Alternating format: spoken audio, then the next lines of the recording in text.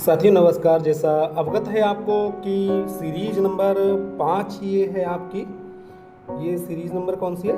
5 है। इसके अंतर्गत हम देख रहे हैं कि आपको जो वीडियो है ये 5 नंबर की वीडियो है। इसमें हम सिद्धांत एवं उनके प्रतिपादक के बारे में बात करते हैं। तो अभी तक आप लोगों ने जो भी देखा है कि उनके बारे में, उनके सिद्धांत एवं प्रतिपादक के बारे में बात की गई है। ये अंतिम हमारी वीडियो होगी जिसके अंतर्गत हम से जो भी सिद्धांत एवं प्रतिपादक रह गए हैं अधिकतम उनको शामिल करने का हमने प्रयास किया है। साथियों आपसे अवगत है कि अगले चैप्टर से हम किसी न किसी महत्वपूर्ण टॉपिक को लेकर के आपके समक्ष, न्यू टॉपिक को लेकर के आपके समक्ष उपस्थित होंगे। तो इसी क्रम में आगे बढ़ते हुए तो पहला हमारा सिद्धांत है खेल विधि के जनक। खेल विधि या हम कह सकते हैं किंडरगार्टन। खेल विधि के जनक और किंडरगार्टन विधि के जनक, ये दोनों के जनक जो हैं वो फ्रावेल महोदय हैं। हमारे कौन से हैं? फ्रावेल महोदय हैं। ठीक है साथियों, अगले क्रम में हम देखते हैं तो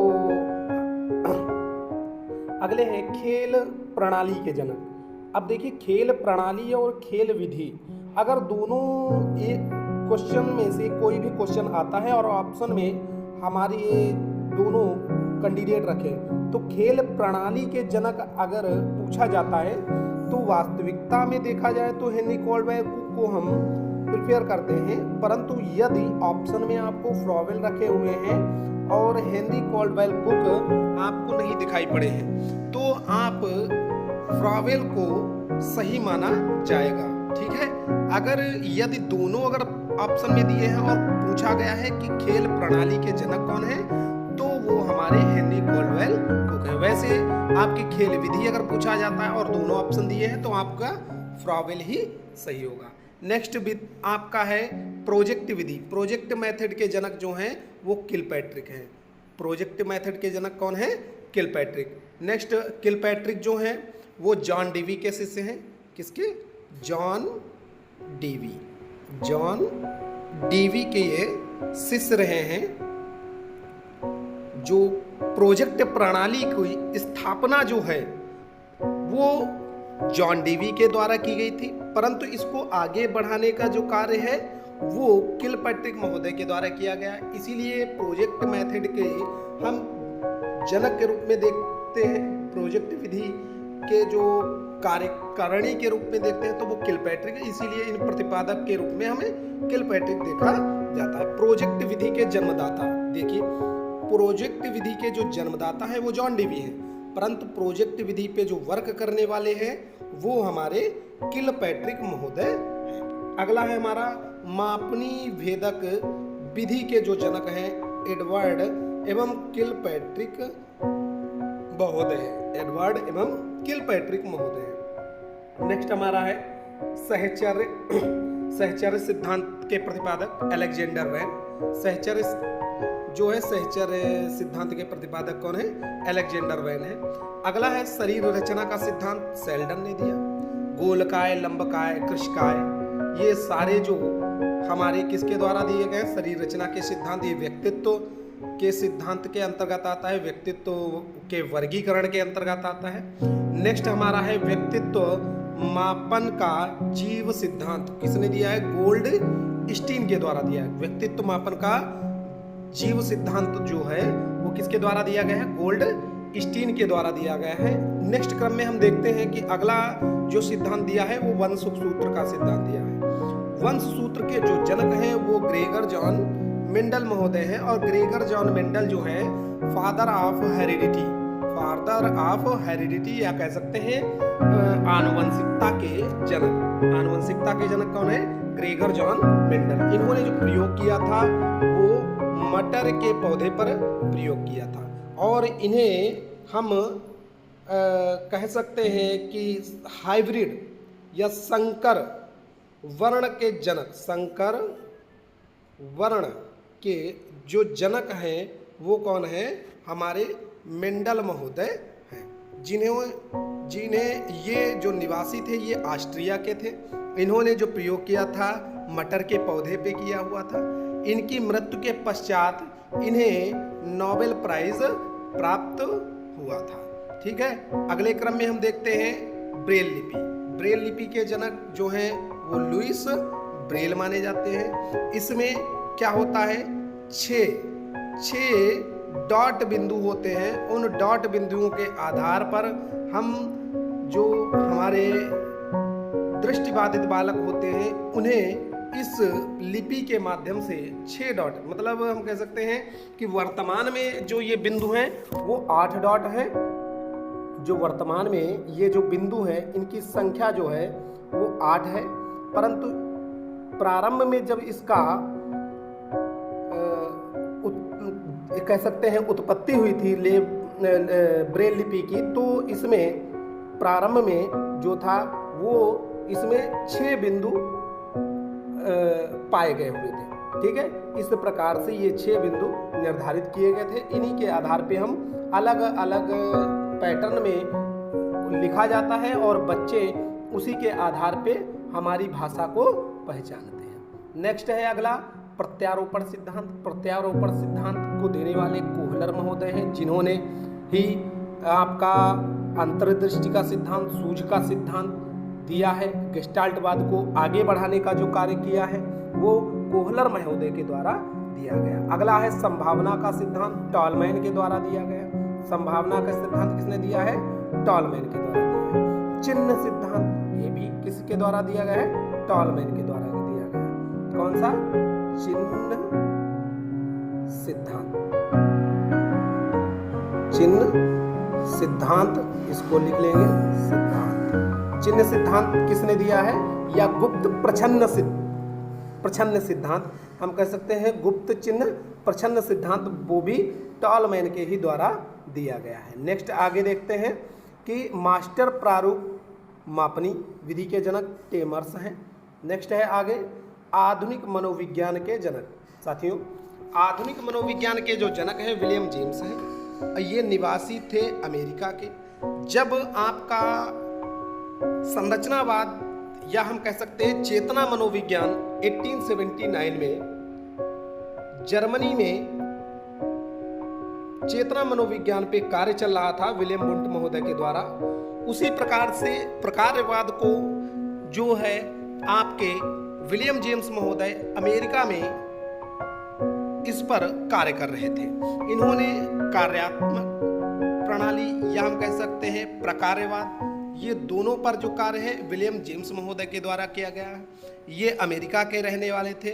इन्हें आधुनिक मनोविज्ञान का जनक माना जाता है। इनकी नेक्स्ट है मनोविज्ञान के जो जनक हैं वो हमारे हैं अरस्तु महोदय। मनोविज्ञान के जनक कौन है, अरस्तु। इन्होंने हम आत्मा मनोविज्ञान के जनक के रूप में भी जानते हैं। आत्मा मनोविज्ञान की जो नींव है वो किसके द्वारा रखी गई थी, अरस्तु महोदय के द्वारा ही रखी गई हुई थी। नेक्स्ट हमारा है मास्टर प्रारूप प्रमापनी विधि के जनक टेमर्स हैं। नेक्स्ट आपका है नव मनोविश्लेषणवादी सिद्धांत के जो जनक है, नव मनोविश्लेषणवादी सिद्धांत ये जो देने वाले वो व्यक्ति हैं कार्ल युंग। अब कार्ल युंग जो है ये फ्रायड के शिष्य थे। ये फ्रायड जो है मनोविश्लेषणवादी हैं, लेकिन इन्हें नव मनोविश्लेषणवादी माना गया है। इनके जो सहयोगकर्ता है वो हार्नी है, एरिक्सन है। इन्हें नव मनोविश्लेषणवादी की श्रेणी में रखा गया हुआ है। नेक्स्ट हमारा है सर्वप्रथम रुचि मापन विधि का जो है परीक्षण वो किस व्यक्ति के द्वारा किया गया है, किन्ही व्यक्ति नहीं है, ये एक इंस्टीट्यूट है जिसके द्वारा हमारा सर्वप्रथम रुचि के मापन का परीक्षण किया गया है। किन्ही इंस्टीट्यूट ऑफ टेक्नोलॉजी, किन्ही इंस्टीट्यूट ऑफ टेक्नोलॉजी के द्वारा सर्वप्रथम रुचि के मापन का परीक्षण किया गया हुआ था। नेक्स्ट हम आगे देखते हैं कि 16वीं शताब्दी में हमारा आत्मा मनोविज्ञान आया, जिसमें हमारे जो मनोवैज्ञानिक थे अरस्तु, डेकार्डे, स्पिनोजा, ये सारे मनोवैज्ञानिकों ने हमारी 16वीं शताब्दी में आत्मा मनोविज्ञान की खोज की। इन्होंने कहा कि व्यक्ति में आत्मा नाम की कोई चीज होती है जिसे मनोविज्ञान कहा गया है, जिसको देखा व महसूस नहीं किया जा सकता है। आत्मा अजर और अमर है। इस तथ्य को जो है 17वीं शताब्दी में मन एवं मस्तिष्क के विज्ञान के जो जनक हैं वो पंपोनोजी ने खारिज कर दिया। कहा आत्मा जैसी कोई चीज नहीं होती है जिसे छुआ ना जा सके, जिसे महसूस ना किया जा सके, उसका विज्ञान में कोई अस्तित्व नहीं होता है।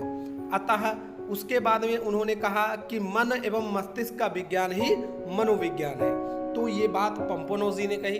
पंपोनोजी का यह जो काल है, यह डिबेट है, लगातार 18वीं शताब्दी तक निरंतर चलता रहा है, परंतु 18वीं शताब्दी में कोई भी नया इनोवेशन नहीं हुआ था। उसके बाद में 19वीं शताब्दी हमारी जो थी वो चेतना मनोविज्ञान के रूप में हमारे सामने आई। चेतना मनोविज्ञान के जनक जो हैं वो विलियम वुंट माने जाते हैं। विलियम वुंट ने क्या है चेतना मनोविज्ञान की नींव रखी। उन्होंने कहा है कि मन और मस्तिष्क जैसा कोई भाव नहीं होता है। मन को ना तो देखा जा सकता है, ना ही भापा जा सकता है, अथवा ना ही किसी रूप में उस पर प्रयोग किया जा सकता है। इन्होंने चेतना मनोविज्ञान के थ्रू इन्होंने कहा चेतना जो होती है वो व्यक्ति के आंतरिक भावों का स्वरूप होता है, जिसके माध्यम से व्यक्ति अपने भावों और विचारों को प्रकट करता है। प्रथम इन्होंने जर्मनी पहली प्रयोगशाला खोली, क्योंकि अभी तक जो मनोविज्ञान थी वो दर्शन शास्त्र से लगातार जुड़ी हुई थी, क्योंकि मनोविज्ञान को स्वतंत्र रूप प्राप्त नहीं हुआ था। कारण यह था कि मनोविज्ञान पर अभी तक कोई भी नया शोध नहीं आया हुआ था। चेतना मनोविज्ञान के बाद में विलियम वुंट ने प्रथम मनोविज्ञान प्रयोगशाला 1879 में जर्मनी के शहर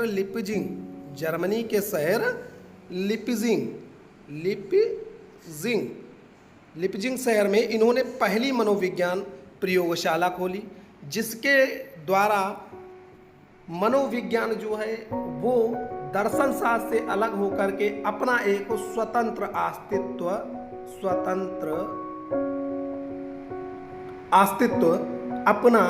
स्वतंत्र अस्तित्व विज्ञान के क्षेत्र में लेके आए, और उसी समय से ही मनोविज्ञान को अलग रूप से देखा जाने लगा है। नेक्स्ट, चेतना मनोविज्ञान को खारिज करते हुए हमारा 20वीं शताब्दी में व्यवहार का मनोविज्ञान आया।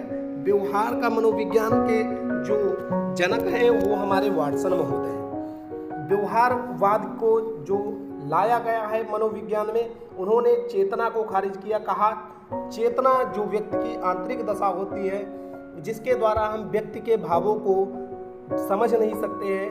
व्यवहार के द्वारा हम व्यक्ति के आंतरिक भावों को बाह्य स्वरूप में प्रकट किया जाता है। उस बाह्य आधार पर हम उसके व्यवहार को जानते और जांचते हैं। यह व्यवहार का विज्ञान है। मनोविज्ञान किसका है? व्यवहार का विज्ञान है। ये बात कौन कहता है? वाटसन महोदय कहते हैं। वाटसन महोदय की एक बहुत अच्छी कोटेशन है। कहते हैं तुम मुझे बालक दो, मैं उसे चोर, उचक्का, डाकू या वकील कुछ भी बना सकता हूँ। किसके द्वारा? व्यवहार के माध्यम से। व्यवहार के माध्यम से। किसके द्वारा? व्यवहार के माध्यम से। व्यवहारवाद को फॉलो करने वाले जो व्यक्ति थे व्यवहारवादी, वो हमारे थॉर्नडाइक थे, वो हमारे गुथरी थे, पावलोव। नेक्स्ट हमारे थे पावलोव के बाद में हम कह सकते हैं हल, वुडवर्थ, सॉरी ये वर्क नहीं कर रहा है, वुडवर्थ, ठीक है। ये सारे मनोवैज्ञानिक जो थे वे हमारे व्यवहारवाद को फॉलो करते थे। नेक्स्ट हम देख रहे हैं इसी क्रम में अगले नेक्स्ट क्रम में हम देखते हैं कि अगला जो सिद्धांत है वो हमारा दिया गया है सुरक्षा और असुरक्षा। सुरक्षा और असुरक्षा का सिद्धांत जो दिया है वो किसके द्वारा दिया गया है? सूची। वो किसके द्वारा दी गई है? मैस्लो महोदय के द्वारा दी गई है। सुरक्षा और असुरक्षा की सूची जो है वो किसके द्वारा दी गई है? मैस्लो महोदय के द्वारा दी गई है। नेक्स्ट हमारा है अगला समायोजन सूची। समायोजन सूची के जो जनक हैं वो हमारे हैं कार्ल रोजर्स। समायोजन सूची के जो जनक हैं वो हमारे कौन से हैं? कार्ल रोजर्स हैं। नेक्स्ट हमारा है